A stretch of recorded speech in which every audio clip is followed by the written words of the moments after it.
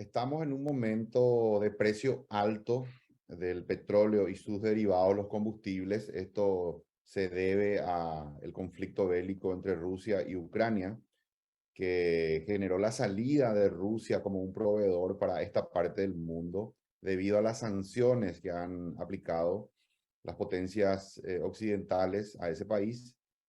Rusia es un productor importante, produce el 12% de todo el crudo a nivel global y es un exportador también muy importante, tanto de crudo como también de combustibles refinados.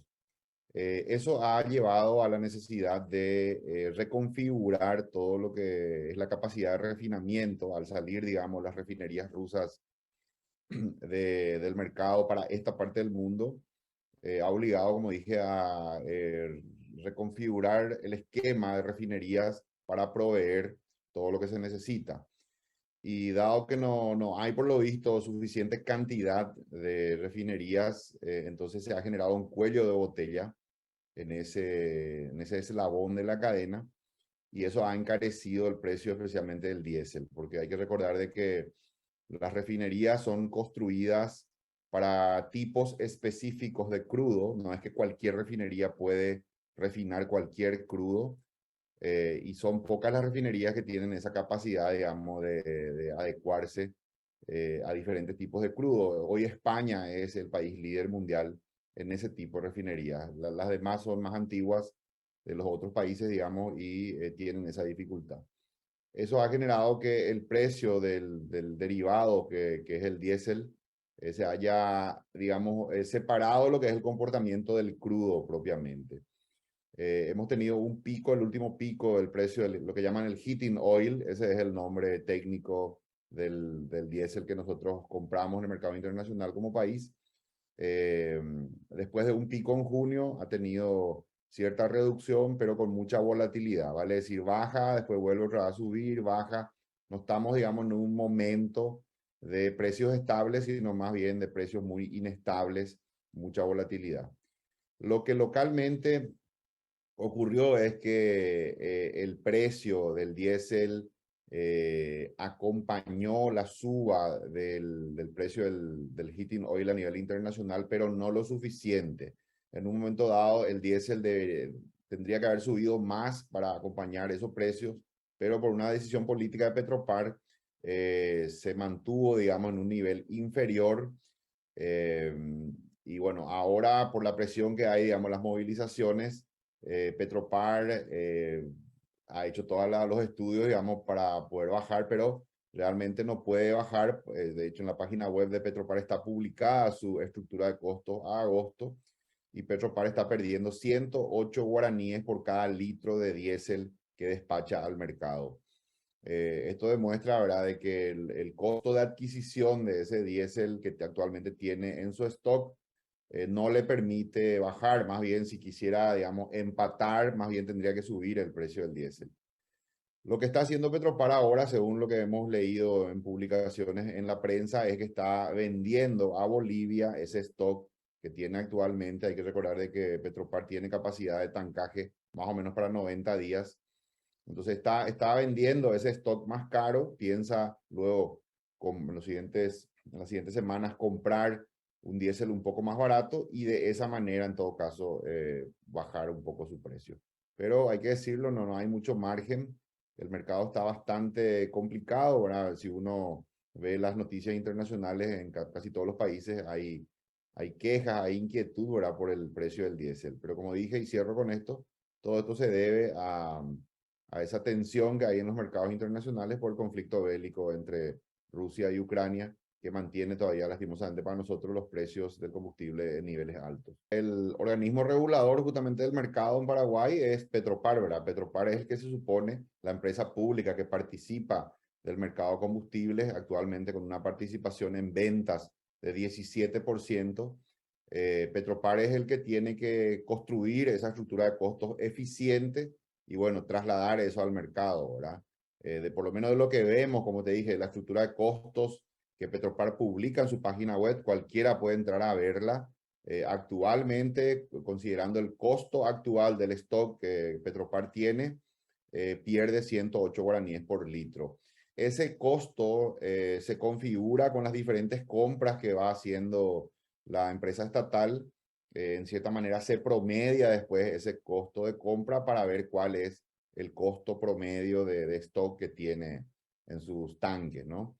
Y en base a eso luego se calcula el precio al cual debería ser vendido. Y bueno, a partir de ahí también si va a ganar o va a perder, ¿verdad? El gobierno ha venido manteniendo una política, ¿verdad? De tratar de reducir, minimizar, digamos, los aumentos, al punto incluso que, como dije, no ha acompañado totalmente el precio del insumo que se compra en los mercados internacionales, operando a pérdida, cosa que se mantiene hasta ahora, ¿verdad? Veremos. La gran incógnita es si con las nuevas compras logra reducir algo ese costo del stock y con eso entonces trasladar esos precios al mercado. A partir de aquel pico que se dio en junio, hemos visto una reducción de 17%, una reducción gradual, ¿verdad? En el tiempo, no es que ha bajado, sino que de un precio, vamos a suponer 100, bajó a 95, a 90, hoy está más o menos en 83, ¿verdad? La reducción que mencioné de 17%, pero con una volatilidad alta, ¿no? Hay días que baja, después vuelve a subir, así está. Y bueno, vamos a ver si en el promedio Petropar logra con las nuevas compras bajar ese precio finalmente. El periodo que transcurre entre que se realiza la compra, que se hace hacia la desembocadura del río de la Plata, donde llegan los grandes buques petroleros, que luego se traslada eso a barcazas para traer el producto hasta Paraguay, transcurren más o menos entre 45 a 60 días, ¿vale? Es decir, una vez realizada la compra, transcurre ese tiempo para que ese combustible esté ya disponible en los tanques de Petropar. Hay países en la región, Chile es uno de ellos, que tienen lo que se llama el Fondo de Estabilización del Precio de los Combustibles. Chile es un país que ha tenido, digamos, ingresos extraordinarios por la exportación de cobre y con parte de esos fondos en su momento ha constituido este fondo de estabilización. La idea es de que cuando hay picos de aumento del precio del combustible, se utilice este fondo para subsidiar, pero luego cuando el precio baje, cobrar un impuesto y con eso reponer ese subsidio otorgado. En el caso de Paraguay, obviamente es una posibilidad, pero nosotros no tenemos esas reservas, esos recursos extraordinarios. En todo caso, habría que hacerlo con un endeudamiento, endeudarnos para constituir el fondo y luego ir utilizando eso, digamos, en la forma de un subsidio.